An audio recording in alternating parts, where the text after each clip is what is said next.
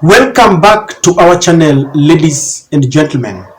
Kindly continue supporting our channel. After Raila Odinga called off the much-awaited demonstrations, several groups continue to react. And most of these groups were really involved in trying to talk him out of his move to organize for these demonstrations. Several groups wanted them to sit down and talk, including the clergy, the business community, and of course the international community. One of the nations that have spoken is the USA. This is what it says: US reacts after Raila calls off protests. The United States government, through its ambassador to Kenya, Meg Whitman, released a statement following a truce between President William Ruto and Azimio leader Raila Amolo Odinga. So this is just 24 hours after Raila called off the demonstrations, and you see they have started. In a statement that Meg Whitman sent to newsrooms, Meg said, "We welcome the agreement by President Ruto and former PM Raila Odinga to establish a bipartisan process to find solutions that benefit all Kenyans. We commend both leaders for their commitment to peaceful dialogue, and we call on all parties to support this process."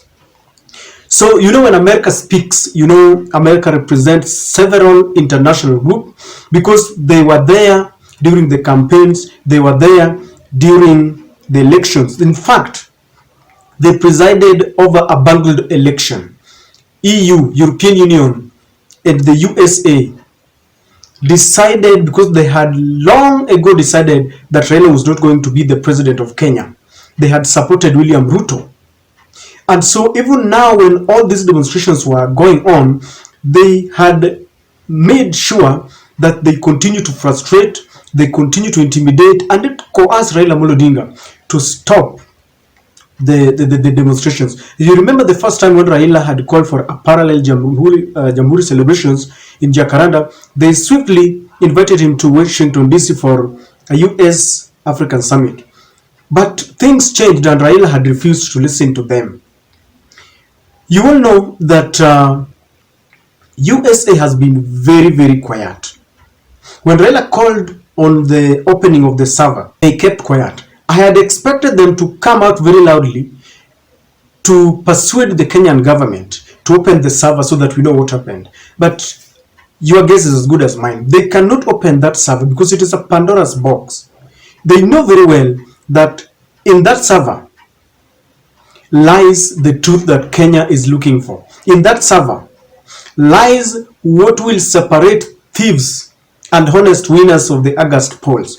They had been very quiet on this. And when Raila was going on with the demonstrations and the police brutality was unleashed on them, tear gas on people who were peacefully demonstrating, Meg Whitman was very quiet. I never had her talk or condemn these things.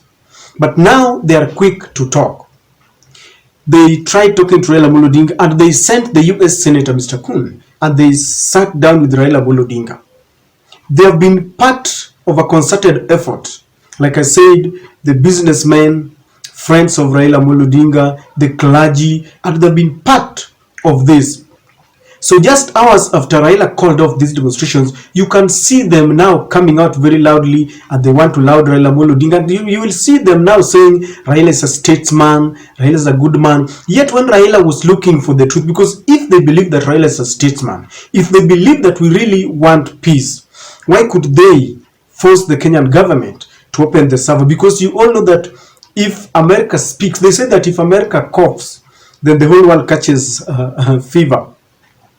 If they believe that we wanted peace, because there can never be peace without justice, why could they force this government? Recently, the President of America, Joe Biden, invited, among other people, William Samoei Ruto, to attend a summit for democracy. And in that summit, it was virtual, of course, they talked about democracy, the respect to the rule of law.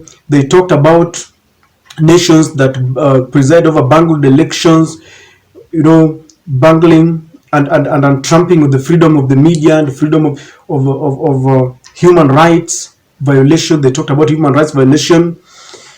Yet they are the people who perpetuate this. They preside over all these things that they talk about.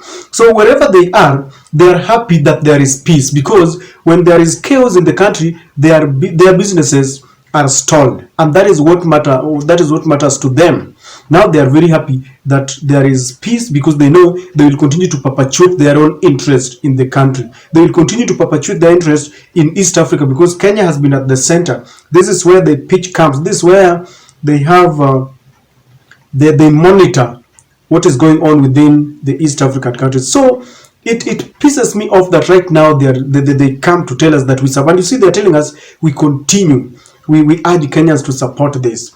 Yes, I understand that we must sometimes do this for the sake of peace. But for these external forces who always come to interfere with our elections, then they later pretend as if they're the people who want to act as neutral arbiter. Personally, it pisses me off. And I'm wondering, will there be a day when Kenya will have a democratic elections if these people continue to behave the way they are behaving? Then the question that bothers me now is, the other day they came up with the LGBTQ plus laws here, and it was passed through the back door. You saw the judiciary passing it, that the LGBTQ group has got a right of association, yet it is something that is illegal in our constitution. So they say that they give freedom of association to an illegality, and this is the US. In fact, later, after a lot of noise from Kenyans, Meg Whitman said that they will now be pushing through some NGOs to support the freedom of the LGBTQ. A case that is pending, and it's very nearing, is that of the GMO, genetically modified organisms, and they want to push it. Now that there seems to be a truce, will Raila Odinga still stand up and condemn this? Because these are things that Kenyans are watching. Will they have their way? Because part of it was this GMO, and it has been at the center of everything. Will they have their way? And you will see more of these nations talking and telling Raila, you're a statesman, you're a statesman. When Raila decides to go back to the streets, Raila is a demon, because all that they want is to perpetuate their interest in Kenya. And I think this is something that Africans must stand up against. Otherwise, we will continue to be puppets in our own nation. It means that today, if there is a Kenyan that people love, there is no day he will ascend to power as long as the USA and the other European group don't agree with these policies. Let me remind you that one of the things that has really made the USA to support William Ruto was the fact that Raila wanted to perpetuate the policies of Uhuru Kenyatta, because Uhuru Kenyatta was working with the East.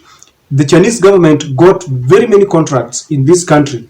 You remember the standard gauge railway, the Thika superhighway, because Uhuru had also inherited this policy from Mwai Kibaki. And they wanted a paradigm shift, because China has invaded Africa with developments, and they are also looking at satellite monitoring. And this is something that the USA did not want. That is why William Ruto took this advantage and assured them that if he ascends to power, he was going to align to their policies. He was going to incline himself to the policy. And so this is what is happening. But for how long? Because it means that we won't have someone that we want in this country. We will always be voting, but USA will have their own man. Right now, Raila Odinga is fighting for inclusivity into the office of IEBC, that very sacred and independent office. And they are now saying that they want to have a bipartisan approach to it, where they are going to have equal number of people in that group, and it will be co-chaired, and they will try and ensure that they have a team that is neutral. But do you think it will be neutral come 2027? Do you think it will be neutral? Do you think we have a team where even if Raila decides that now he retires from politics, then Kalonzo Musyoka, Oparanya, Martha Karua, Eugene Wamalwa decide to compete against Ruto? Do you think they can match William Ruto? Do you think there is neutrality? Because this is something that continues to bother me. So ladies and gentlemen, yes, we welcome peace, but I don't like external forces interfering with our affairs. This is something that I just feel very bad. How I wish that we were left to conduct our affairs on our own, so that even if we elect a bad leader, we will blame ourselves. We don't have to blame another person. So I'm really not very happy about the US interference. But we welcome peace at the same time. Peace and tranquility is something that we really need as a country. That is my take.